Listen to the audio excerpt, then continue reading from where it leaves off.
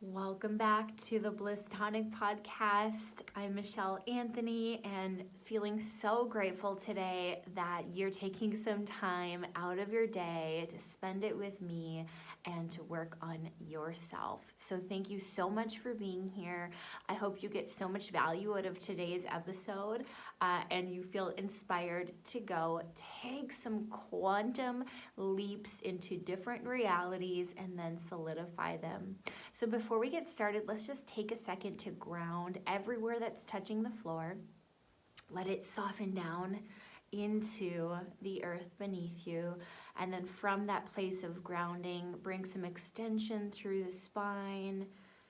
And then let some ease fill that nice length. Inhale and feel expansion in the ribs. Exhale, soften the shoulders. Inhale, lengthen the neck. Exhale, soften any effort in the neck. And then inhale. And exhale, soften the eyes, the jaw. We'll take one more breath and hold it in at the top.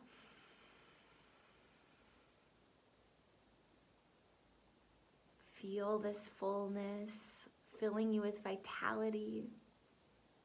And exhale. And welcome. I hope you feel a little bit more centered after that very short little practice. If you want more after today's episode, I am recording a separate guided meditation, which is just going to be so fire. I'm so excited to record that right after this. And it will be in regards to the topic that we're covering today, which is all about quantum jumping, quantum leaping, which is just another way of saying that we're tapping into different parallel realities. There's infinite amount of parallel realities that are available to us. I don't want to say that they're all equally possible, but they are. But I say that because in my experience diving into the Akashic records, you really start to see which timelines are maybe more probable based on the person's current trajectory. But there's always so many things that can influence the current trajectory that these probable timelines and probable future realities are always changing and always shifting, and nothing is set in stone. We have free will. We have other people. We're not alone on this planet. There's a collective reality that we're in, a collective shift that can happen. So there's a lot of influences when it comes to realities. So what I'm going to talk about today is about how to shift into an alternate reality and why we would do that, when we might want to do that, and then if you want to go a little deeper and go into the guided meditation after this, I'll share some details at the end of the episode about how to get access to that fun guided meditation where we're going to jump realities. So I'm going to start off sharing a little bit about my most recent experience jumping realities, and then a little bit about, what happens after that. Like, okay, I got to experience that reality, and now what? And so I was sitting in the car, and anybody who knows me or has a toddler, you know how intense a toddler's whining can be. Where it just comes in and it feels like an attack on the nervous system, where it is very activating and it can put you into flight, fight or freeze in like 1 second. And it was actually a really beautiful moment of quantum jumping when, you know, my son Riot has been very, very whiny. He's been his twos, which I don't know, I don't really like labels of like terrible twos. But if this is that, I get it. I get it. And he's just whining all the time for things. And I get it. It's like trying to explore his voice, getting his needs met. He doesn't quite have all of the words or the ability to use those words when he's feeling emotional. So I understand from a logical perspective. But when I'm in the moment, my nervous system is like, oh my God, like it freaks out. And so I know I'm not alone in this. I know I'm not the only parent listening to this. And it might be something else for you. It might be like somebody who perpetually annoys you. It might be, somebody who's unsupportive of you. And so it could be really anything. A lot of times when we think about quantum jumping or switching realities or however you want to phrase it, I have also heard it reality transurfing. And we usually think of like manifestation, right? And sure, you can use manifestation. This is a tool for manifestation, but it can work for just really little things. And almost it's better to start that way because we have less resistance. For anybody who was in the free up-level masterclass that happened a couple weeks ago, we learned a little bit about the creation equation and why we have to kind of sometimes work on both sides if we want to make a massive leap or a massive change. It doesn't have to be small, incremental, we're always moving forward. That's not the way we manifest. That's not the way we heal. It's not linear. It's always this spiral of, and we're coming back to this. Wow, I thought I was over it. Oh my God, I just made it overnight success. But really, it's this accumulation of all of our efforts. And it is not linear because we don't get to see the fruits of our actions in a certain amount of time. We're not in charge of when the fruits of our actions are available to us. And so when we have this creation equation of like, let's just say shadow and desire, we can put energy into our desire. We can put energy into what we do want by, focusing on it, by aligning ourselves with the version of us that would act in a certain way that's in alignment with that manifestation. There's a lot we can do, but it's so much more powerful when we also get access to the other side of the equation, which is the shadow. When we can start to look at the other side and reprogram our subconscious mind and start to transmute some of these sticking points for us, the moments when we're activated. And this is one way that I just had such a breakthrough with this whining phase of just being so activated that I'm unable to respond in a way that I think would maybe be helpful for him. And so it was such a beautiful moment, and he was whining in the car, and we were just driving around trying to find, I don't even know what. And I had a moment where I jumped into a different reality, just in the car with Dan in a daily life. This is my life lately. And I love my family for being on this journey with me. And it was a shift into a version of myself and of my physical body where my nervous system did not have the filter of baby whining as an activator. So what I saw, or what I witnessed in this reality, this version of myself, was I saw that this whining or this sensory stimulation, right, that in my mind now has a lot of associations. It means I'm needed. It means, he might not stop, which is just the case lately. And so in this alternate reality, I could see this sensory stimulation like coming through, and I visualized it kind of like, instead of hitting my nervous system, I could see it like going through a like fence or grid where it just slid right through my nervous system, and my nervous system did not activate because of it.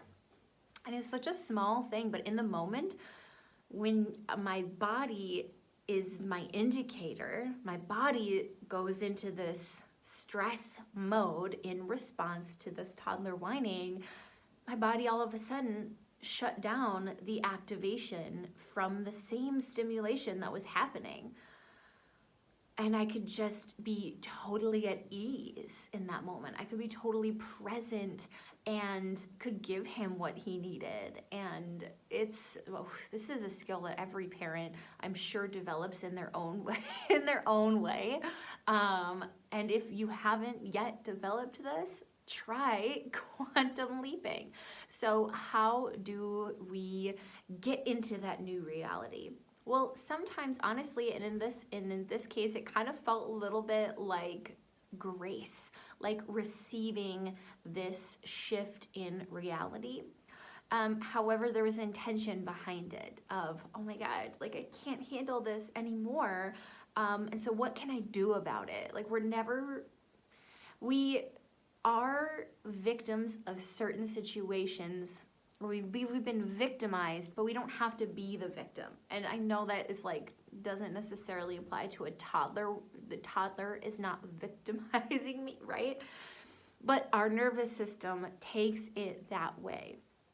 I need to respond in a flight, fight, or freeze sort of way.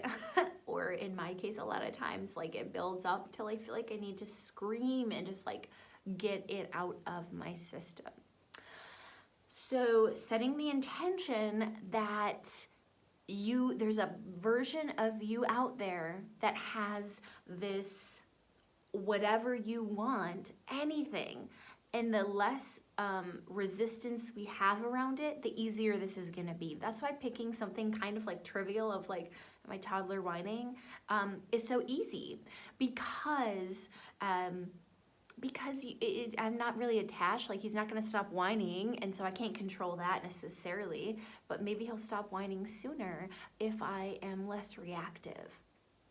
And so setting the intention around, the reality you want to jump into, what that means for you, who are you in that reality, and how does that change your physical body. And that's how you know if it is a reality, is if you feel that reality shift in your physical body. Because what we're doing when we're shifting on this more like scientific level is we're programming the body-mind system to have a certain response, a desired response before or unrelated to the actual thing happening. And so maybe that's not the best way to describe it, but here we are. This is me doing my best.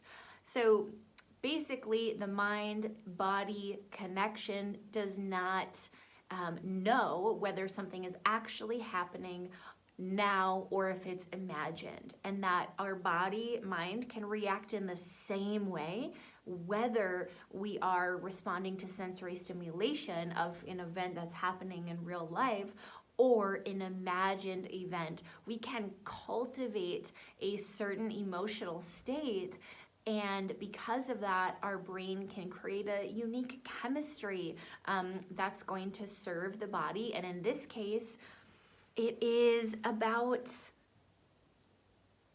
letting this stimulation just flow through my nervous system without becoming activated. So I'd like you to consider what that is for you. What reality would you like to shift into? And let it be a super small thing. Don't put a lot of weight behind it. The easier you can make this on yourself, the better, especially for this first time. And then we have to reinforce it. And so to reinforce it, and this is the whole reason behind me creating this whole spiritual integration program, is we have this spiral of healing. We always come back to the same shit. We're always revisiting the same lessons we thought we were over, but with less intensity. And so we have to keep coming back to this. And in this process, we're not just building that new neural pathway where our brain is like, oh, toddler whining does not equal stress response. Okay, that's something new. Let's create that wiring. And it doesn't have to be that way. But because my nervous system is so smart and it is just trying to protect me, and my brain has created this strong neural pathway of, oh, this sensory input means we do this, or we react in this way. And so we have to reinforce those neural pathways. So I like bringing in like multiple perspectives. Like I love the woo, don't get me wrong, I'm all about it. But I like bringing in these other scientific perspectives that just reiterate, reinforce, validate these spiritual concepts. And so how do we reinforce that?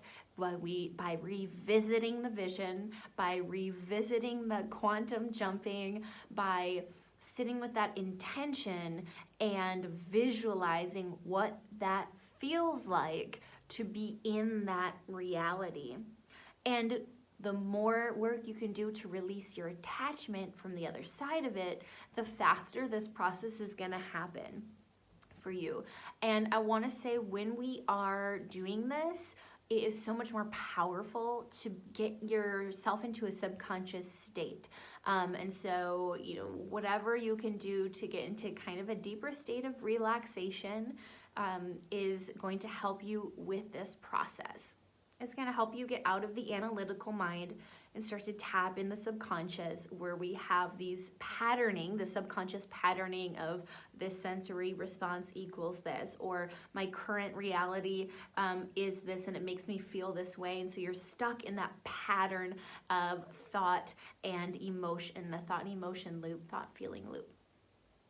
Okay, so let me know if you have any questions about this process. I want to know how it works for you. And if you want access to that special guided meditation, there's going to be binaural beats underneath it, and we're going to do some process of getting kind of into a hypnotic state before we get into the quantum jumping. But if you want access to that guided meditation, you can send me a message. The email is going to be linked in the show notes.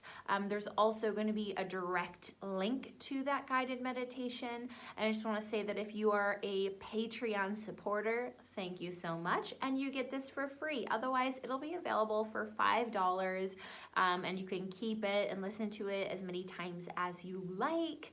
And if you're a Patreon supporter, thank you so much, and you get it for free. I'll be uploading it to the Patreon shortly. Thanks so much for tuning into this week's episode. I'm sending you so much love. Huge thank you to Kyle Piper for editing this podcast. And if you feel called to leave an honest review, you can click the star rating or write a review. And I thank you so much for doing that, as it helps to increase our visibility for people like you. Have a wonderful day, and I will see you next week.